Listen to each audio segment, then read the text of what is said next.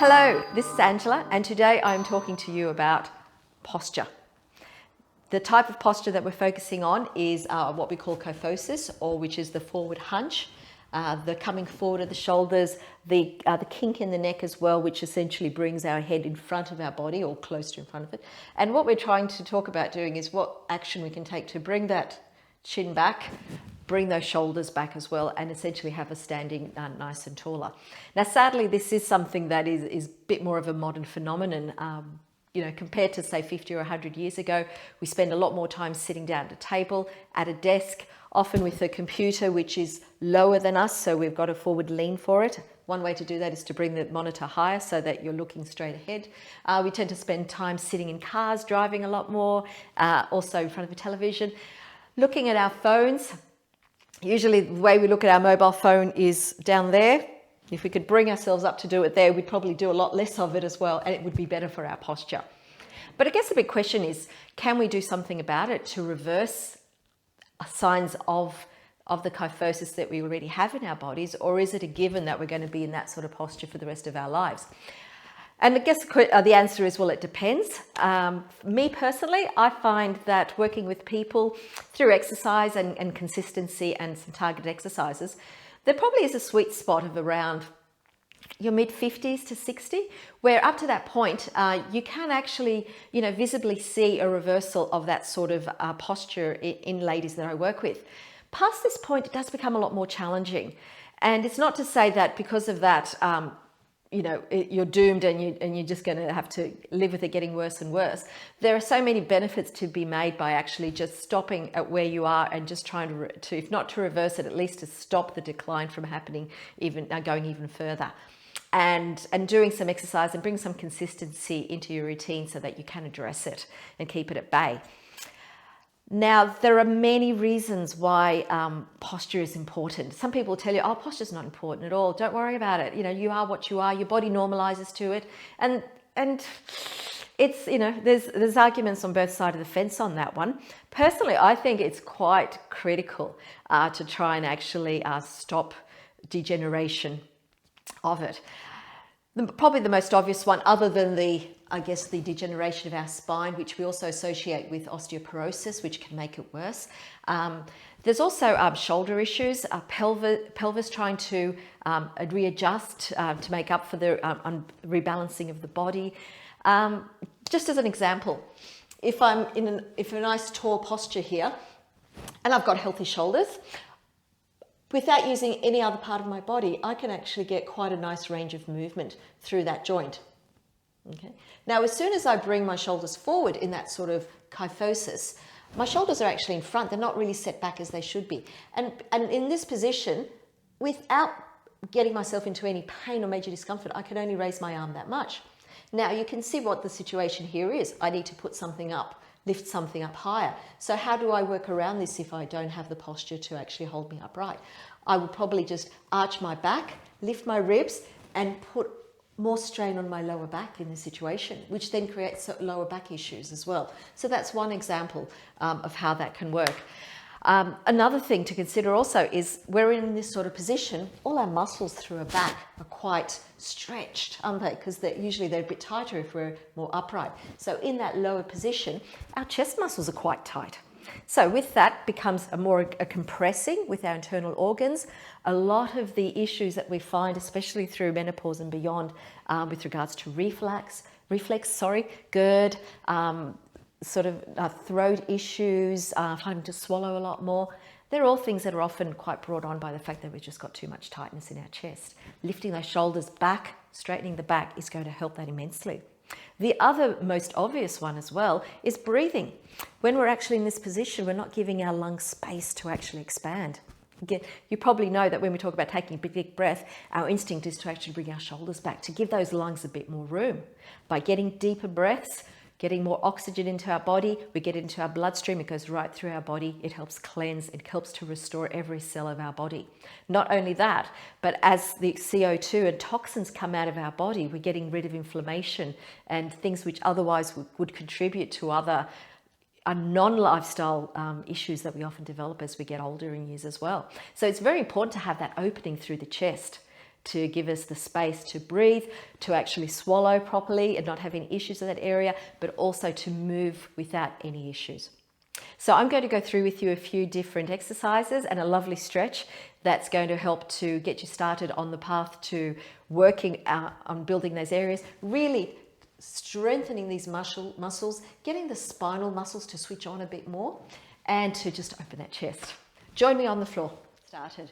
If you have kyphosis already in your back, you may find that it's a lot more comfortable to actually rest your head on a pillow for some of these exercises. Just be aware that when you actually are lying down on the floor, you have the pillow behind your head and not underneath your neck, because that'll just kink your head back more. So in that lying down position, just making sure that you've just got it resting there. Okay, so that's there if you need it. Okay, for our first exercise, lying down on the floor, you can just have your feet bent in that position so that your spine is in neutral. So it's just the natural curve of your spine there. Resting the lower body, bringing those shoulders down and back. From here, we're going to extend those arms up towards the ceiling. Palms are facing each other. Again, shoulders are down and back, away from your ears. Chin is just gently tucked in. It's like you're holding an apple or something like that under your chin. And from here, as you're breathing in, slowly taking those arms overhead towards the floor behind you. And then breathing out as you bring them back up to that starting position. And keep going with this one. Breathing in as you take them overhead, breathing out as you come back in. A few things to just be aware of as you're doing this is that we want our shoulders to stay down and back. So you're not bringing those shoulders up towards your ears at all. You're keeping them down the whole time that you're doing this. You're also making sure that the curve in your back stays exactly the same through this. So sometimes if your shoulders are too far forward, you may want to pop your ribs up to try and get that range through the floor, which then creates a bigger arch, lifting your ribs off the floor and in your back. So really just try and keep that core just gently switched on in that case to stop your ribs going up.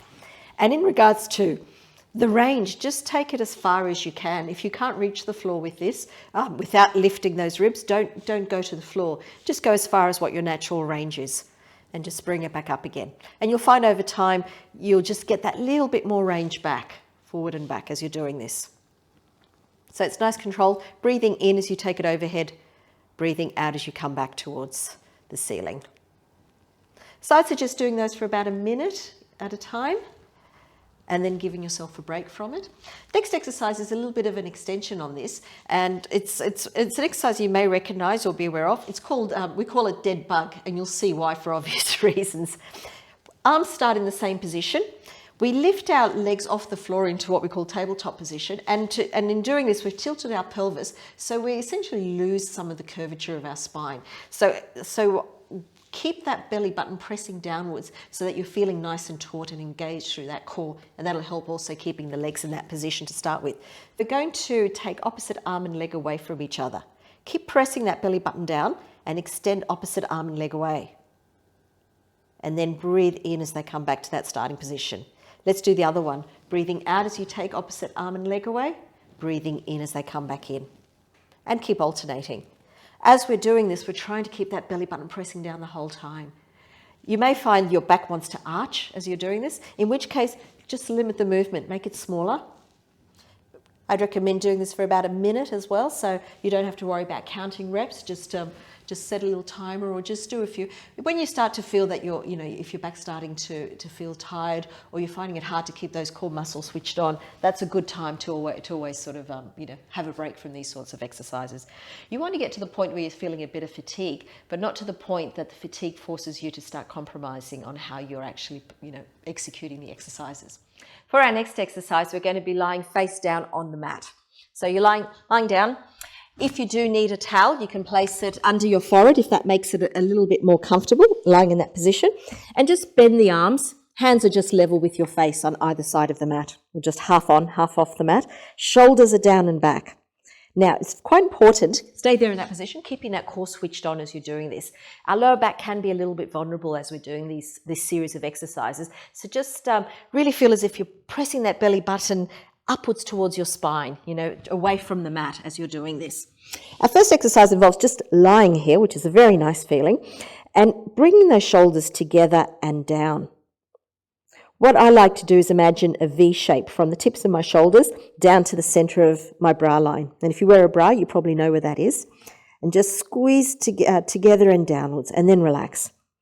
As you're doing this, keep those core muscles switched on. I like to try and imagine that I'm lifting my belly button off the mat as I'm doing this. And just keep your forehead down for now. Keep that chin just gently tucked in. And how we're going to add to this exercise is by squeezing through those back muscles and then engaging the neck muscles to bring our head off the floor and then bring it back down again. So it's almost like a roll-on effect. Start by squeezing those back muscles and then the neck muscles also come into play and then back down again.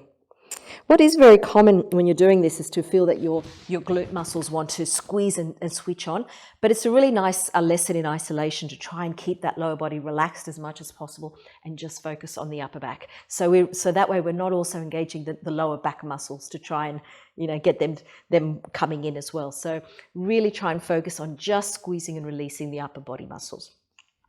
So you can do that for about a minute, just slowly starting to lift the head off the floor as well. And where there are variations to this as well. From here, next stage from here is to bring us up to that point, and then see if you can also bring those elbows and those hands off the floor. Keep that chin just gently tucked in, and bring yourself back down again. Let's keep going with that one. Shoulders are down and back.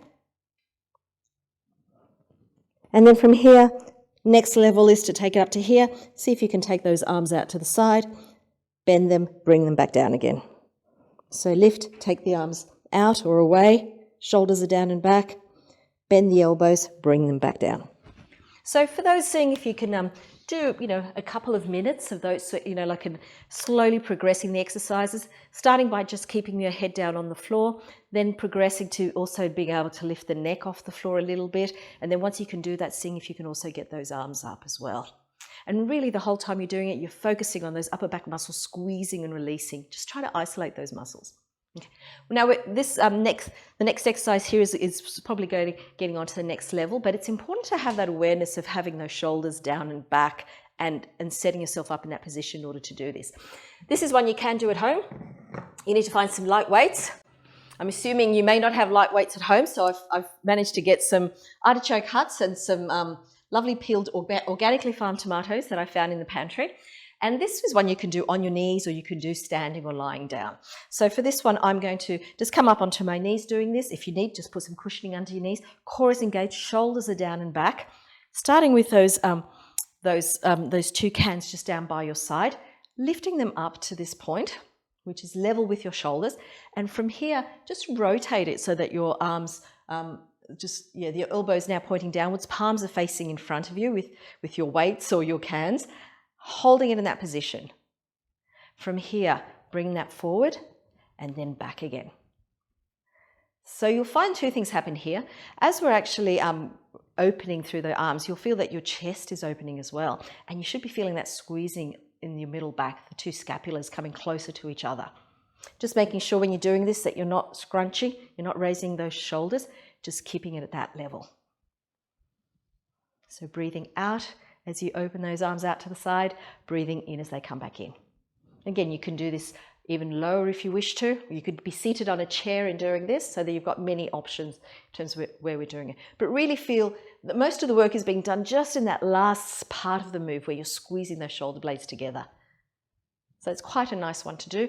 The other way you can do the same exercise is with a band. So if you do have a band at home, and these are very easy to buy in places like Big W, Kmart and so on these days, opening that band up, what I like to do is turn your palms so they're facing each other, and you can just make it as tight or as easy as you want to.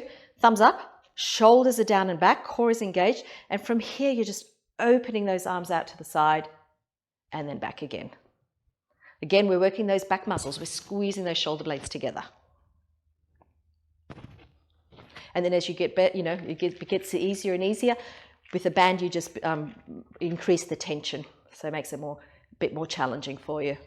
Just make sure as you're getting tired that you're not starting to raise those shoulders. Always feel that you're doing that V squeeze in your back to keep those shoulders down and back. One other thing to just be aware of in this exercise is that you're not kinking your wrists. Very often I'll see where people try to just twist the wrist to try and get a bit more range. Just be very conscious that the wrists stay nice and straight the whole time that you're doing it.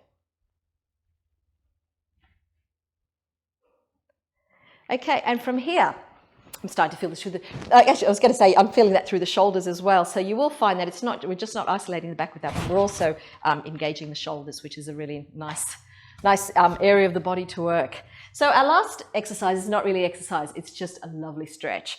And for this one, if you do have a roller at home, like a foam roller that's about this sort of size, it's a really nice, this is a nice use for it.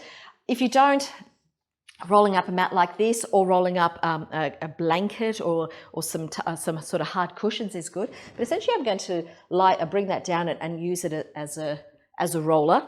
I'm also getting a pillow as well, because I'll be lying down, placing this all the way along my spine as I'm lying down. So from this position, setting yourself up, sitting right at the end of it. And this is a very good reason to buy a roller, because it is quite lovely with the roller. So lying right back and making sure that your head is supported, so you don't have your head hanging off the edge here. So in this position, my scapulas are sort of falling off the side of this mat or this roller. So it allows me to actually open my chest a lot more than I ordinarily would be able to if I was just lying on the floor. So it's a really lovely stretch right through the front here. And just making sure the shoulders stay down and back again. Opening those arms out, palms up is good. And just relaxing here. So this is a really lovely one to just do at the end of the day, or if you just want to bring your stress levels down a bit as well. Just lying here, breathing in and breathing out. Okay, if you're down on the floor, stay there. I do hope you find these quite helpful. And look, there's sort of exercise you could be doing every day, and you'd have a lot to bet, by actually just spending 5 minutes each day doing a few of these. You start to feel a difference right through your upper back and just the opening of your chest as well, which helps you to breathe better, to actually feel as if you're bringing your shoulders back as well. The advantage also is that of these sorts of exercises is that a really nice foundation to adding on and doing other exercises elsewhere in the body as well, because it's all about holding the right posture while you do other exercises too. But anyway, thank you for joining me. I hope you found this useful. I'd love some feedback, so please drop me a comment or let me know what you think, and I look forward to seeing you soon.